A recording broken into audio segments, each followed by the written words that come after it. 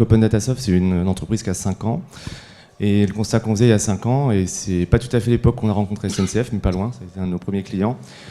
c'était que pour faire tout ce que vient d'expliquer Emmanuel, au cœur de tout ça, il fallait que la donnée circule. C'est-à-dire qu'on est passé d'une époque,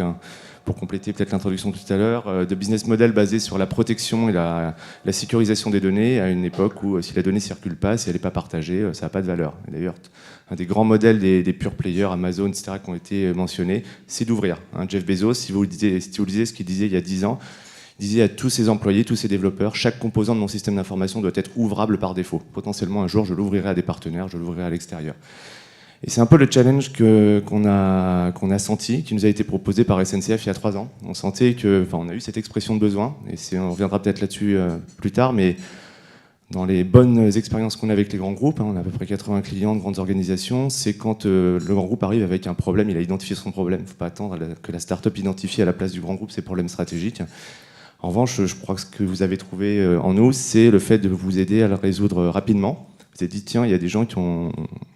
apparemment tressé cette question d'ouvrir nos données, de pouvoir facilement la faire circuler de manière à la fois sécurisée,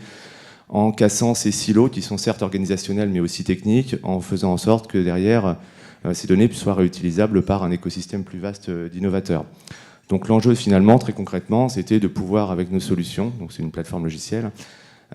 extraire les données de vos systèmes, pour faire simple, qui sont multiples, industriels, mais aussi classiques, je dirais, de CRM, RH, etc., et de pouvoir les exposer de manière sécurisée. Alors en interne, c'est vrai que SNCF, il y avait un vrai challenge d'innovation interne quand on est une entreprise de plusieurs dizaines de milliers de salariés, donc d'intrapreneurs potentiels. C'est important de pouvoir faire circuler cette donnée en transverse, et des fois juste dans le bureau d'à côté. Et évidemment vers l'extérieur pour pouvoir nourrir cet écosystème de start-up comme celles qui ont été mentionnées avec vos données, qui sont notamment assez précieuses, mais avec le potentiel d'innovation qui est évidemment beaucoup plus important à l'extérieur qu'à l'intérieur.